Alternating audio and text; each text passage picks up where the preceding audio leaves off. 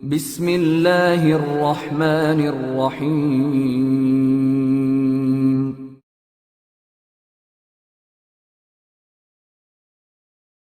Bismillah, assalamu alaikum wa rahmatullah. One of the brothers who, Jazakallah khair, he's doing some online Arabic, has asked me to give some advice on learning the Arabic language, and there's a couple of questions that he has asked. First of all, I'm Abdul Wahid, and I've studied the graduate of the Islamic University of Medina, so I did the Arabic language there for over 6 years. And before that as well, I was trying to learn Arabic for the Medina book series. I've since taught courses on the Arabic language, and I also established Medina College in London, where we teach structured Arabic courses. So the questions, the first question I think was general tips on studying and learning the Arabic language. Okay, like with every subject that a person learns, you need to have a teacher. It's not something you can self-study unless you're in a Arab-speaking country. So that's the first thing. Second thing is you need to really put in a lot of time and effort. It's not something that you're going to it's going to happen overnight. Okay, so that's that. Second question is, what books should you study? To be honest with you, I'm of the view that as long as if you've got a teacher, he's the one that's going to recommend what books are suitable for you, and also it depends on your objectives and what you want to get out of the course. But generally speaking, when you're speaking about when you're learning a language, you're looking at the 4 skills that you're going to learn. So, for example, we'll start off with reading, that leads to then comprehension, writing and speaking, and along the way you have grammar is intersects with all 4 of those skills. So you have to speak grammatically, write grammatically, and obviously reading, you're going to be reading what's grammatically correct. Obstacles faced, not obstacles next. How many hours spent learning the language? I think you can find charts. There's these charts you can find online. They're called proficiency charts. The European framework of languages, or the framework of European languages, and it shows you generally how many hours you need to learn at each level. So, for example, I think it comes up to 200 hours for intermediate or something along those lines. If you look at that, that will give you a general idea. So search European framework of European languages or something like that. And languages are languages, whether it's a European language or the Arabic language. From the aspect of the amount of time that you need to put in to attain a certain level, it's generally going to be the same, with one exception. This is a big exception. The blessing and the benefit of learning the Arabic language, the fruits of learning the Arabic language, it really, really shows itself when a person's memorizing Quran. Why I say that? Because pay attention, this is so important. If you're learning a language, say for example you're learning French, or you're learning Spanish, or you're learning German, you're a native English speaker, so you're learning a foreign language. That language that you're learning, you're going to have to listen to it and repeat it. And you have to do that a lot to be able to memorize and retain the vocab. And it's when you're doing that on phrases that doesn't really have a practical function at that time, it can be very difficult to maintain. But as Muslims, memorizing the Quran is an act of ibadah that a person does inshallah should be doing, or should strive to do it, and at the very least have the strong fervent desire and intention to do it on a daily basis. Now, if you're studying Arabic language, vocab, phrases, sentences, you're studying, for example, grammar, but at the same time every day you're memorizing some ayat of the Quran, then you're memorizing what? The Arabic language. You're memorizing phrases, vocab, sentences, and not just how you're memorizing phrases. You're memorizing the highest level of Arabic language that can, meaning you're memorizing all types of phrases, sentences, but at the most perfect level. So that's something which is only there for the Arabic language, specifically for Muslims that are learning. So pay attention to that point, it's really important. Okay, so how many hours? What method to that answers hours? So say, for example, you're either going to be doing a part-time course, or you're going to be doing a full-time course like an Arabic degree at university, or you're going to be doing part-time in one of the institutes.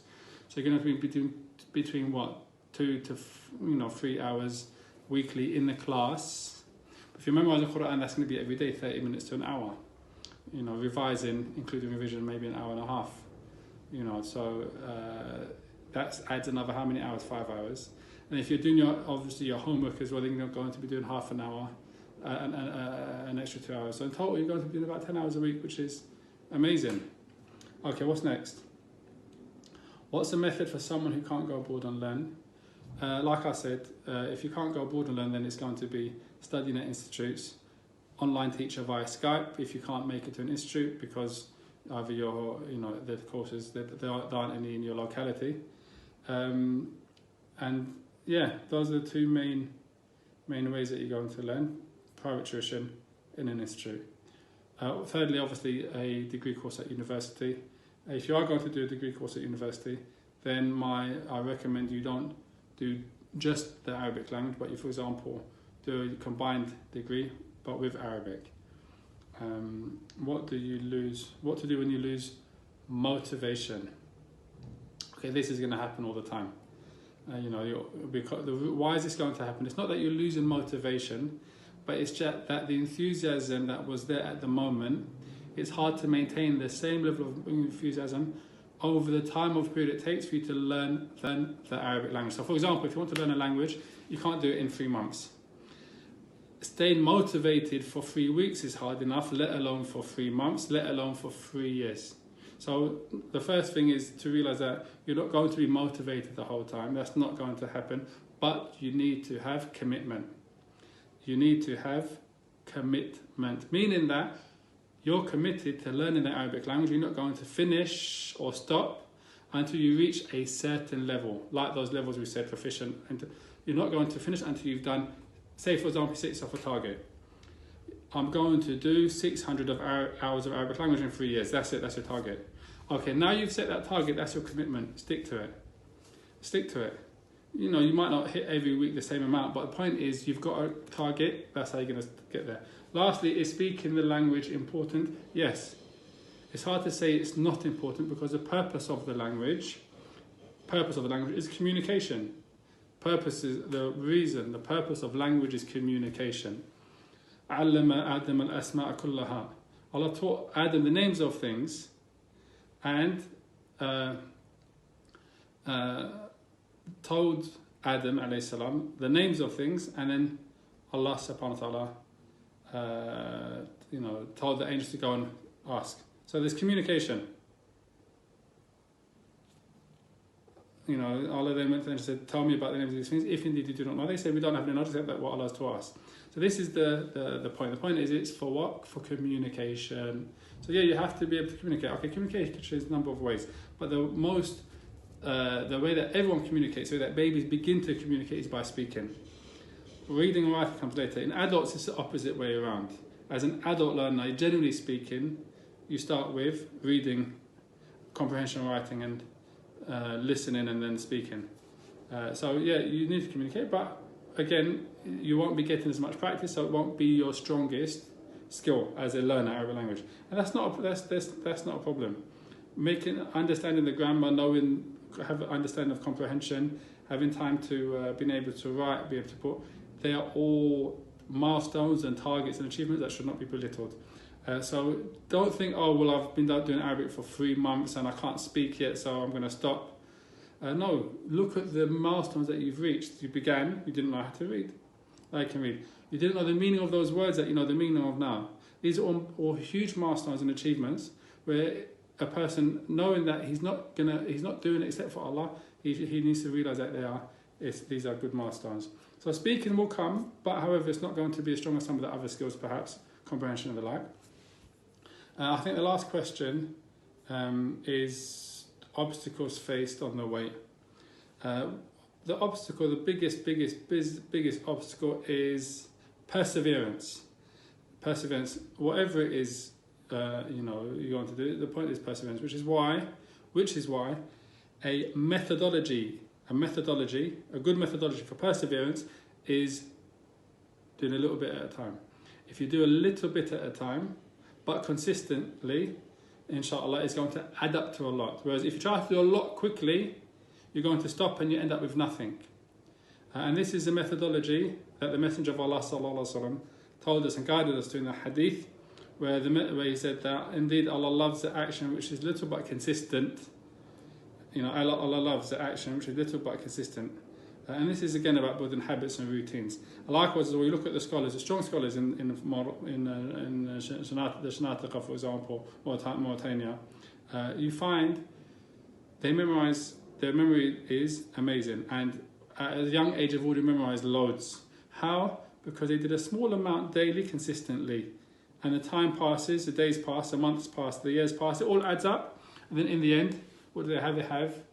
They've memorized after 5 years all of the main poems in Jahiliyyah, Shi'r Jahiliyyah, in pre-Islamic poetry. They've memorized lots of mutun, ilmiyyah, in fiqh, in hadith, and they've also memorized and completed the Quran first and foremost before every other book. So this is, I guess, the biggest obstacle is lack of consistency and being in a rush, and it's sadly part of our culture is hastiness, especially here. And even this, Allah subhanahu wa ta'ala describes mankind as being created and hasty, always want something. No. Inshallah, that's the advice, and it's longer than I expected. Inshallah, I hope you benefit. Assalamu alaikum wa rahmatullah.